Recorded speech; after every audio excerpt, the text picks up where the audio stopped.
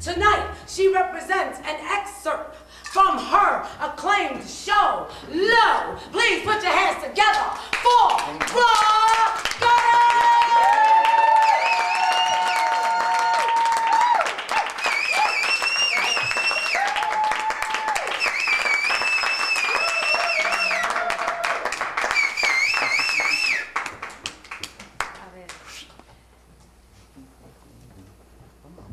I am dreaming of a beautiful bathroom.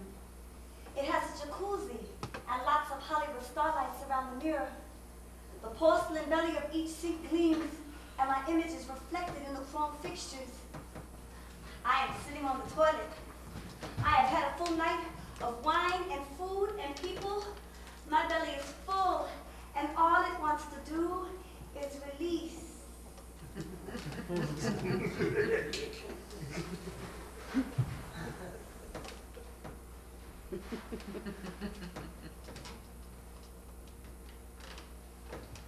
On my first night in the street, I had this dream, and he don't know myself. I didn't realize it until the morning. Buried beneath the cardboard wooden crates and tarmac, the dumpster's charity made me invisible, and I took my very last pink pill so I could sleep. The pavement's chill seeped into my bones, and I woke up wet and frozen. I need to change. I ain't got a lot of shit with me. Just another pair of pants, a shirt, and maybe 2 panties. I figured that wherever I wound up, I'd be able to rinse out my bra and socks. McDonald's doesn't open until 7 a.m. The public bathroom is disgusting. I stay crouched beneath the dumpster, because I don't want no trouble. Try not to think about how foul this is, how nasty my skin feels, how bad I smell. Trying to imagine myself back in that bathroom. I peel off my clothes and step into the jacuzzi. The water is warm and smells of rose and lavender. I'm washing my hair and it feels so good. Hey! Get the fuck out of here! Some white guy's yelling at me in a dingy burgundy shirt. Ah, shit, goddamn, you fucking smell like piss. Get your stinky ass out of here. I'm trying to figure out how to ask him. Please, could I use the bathroom? Bitch, if you don't get the hell away from me, I'm gonna fuck you up.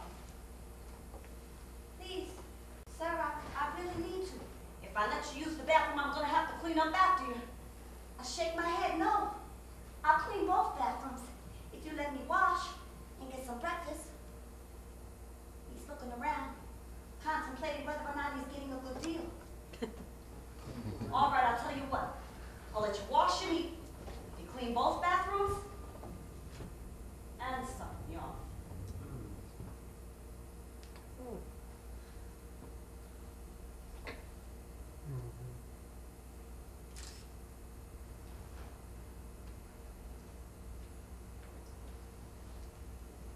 I step out of the jacuzzi and wipe the steam from the mirror. I look into my eyes. I look so peaceful. On my 5th day in the street, I got desperate. My face was twitching like crazy, and I knew that the medicine was almost out of my system. I had to move from the alley behind the McDonald's because the manager told all the guys what happened, and they would be out back lines up offering me cheeseburgers and fries to do it to them. Got tired of eating McDonald's, though. Kept seeing posters for that song, that movie Super Size Me. And then one day I snuck into the theater and I watched it. Now I'm at the vegetarian restaurant. But they don't throw as much away because of all of that recycling bullshit. I'm trying to take my mind off the drama. I be writing rhymes on paper bags. Pretty soon I'll have enough for a whole lot of things out here. So I had to move them around my waist so that people wouldn't recognize me. Funny, but when I can get into a bathroom and look at myself in the mirror. And we're back. My name is Elizabeth Macha Marrero at the Bronx Academy of Arts and Dance for Access TV. And right now, we have one of the other performers for the Bronx Dance Badass Women Festival 2010, Rha Goddess.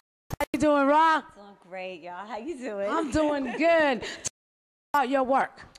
So I'm an artist, activist, and a social entrepreneur. I do young women's empowerment work, and I do hip-hop cultural diplomacy work in different parts of the world, as well as the States. And that's interesting. Can you define like hip-hop cultural diplomacy? That's a new thing. So for me, and many of the people in the community, as you know, we use arts as a way to really engage and encourage people to activate around the issues, the pressing social issues that they're facing in their community. For us, leveraging the art to create social change. And when we cross the water, I go to Africa or I go to Europe, it's about building those bridges, you know. And we're in an exciting time in history, and new leadership, and so it's about being able to really be an extension of this new vision America's trying to birth. And so it's been an honor and a privilege to be able to travel in. That's beautiful. Tell us a little bit about we saw an excerpt of your show called Low. Right. Really powerful, very gut-wrenching. Tell me about how that came about for you. Yeah, so for me, I have a number of people in my family and people very close to me who have struggled with mental illness. And it's one of the things that we as a community have not really had spaces to talk about or address, particularly on a communal level. So we got a lot of people suffering in silence. And one of the things that I wanted to do was to use what I could, which was my artistic work and commitment, to begin to raise awareness about the issue and to create safe spaces where communities begin to dialogue, particularly our communities could begin to dialogue, and also connected to vital resources and information. And so we've been doing Low for the last 3.5 years, just retired the piece. We premiered it at the Humanities in 2006 and just completed it at UNC Performing Arts Center. And so for me to be able to come and just kind of do it for fans, it was a privilege, really. We're very privileged and honored to have you. Totally powerful. The audience totally loved it. They were with you. I mean, at some point, it seemed so painful.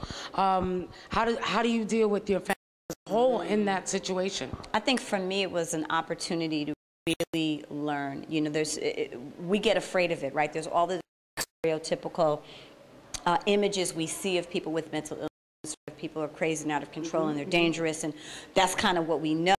And the truth of the matter is, for me, there's still so much learning as a community that we've got to do. Our capacity to sort of really be there for the people we love is because we don't have access to the information. And, you know, sometimes, of course, we're trying to make it, right?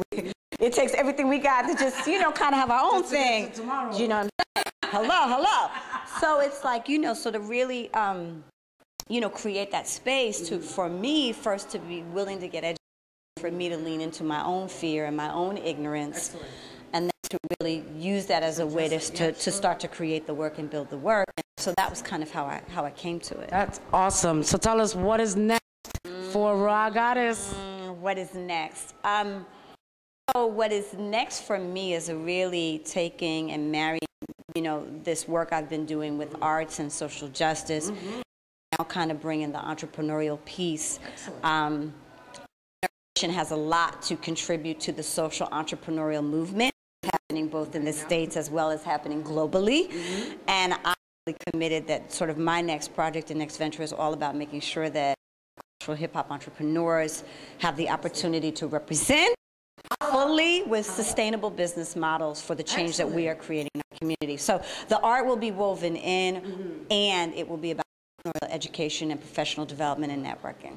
That is awesome. How can we find Miss Rha Goddess? How do we look for you?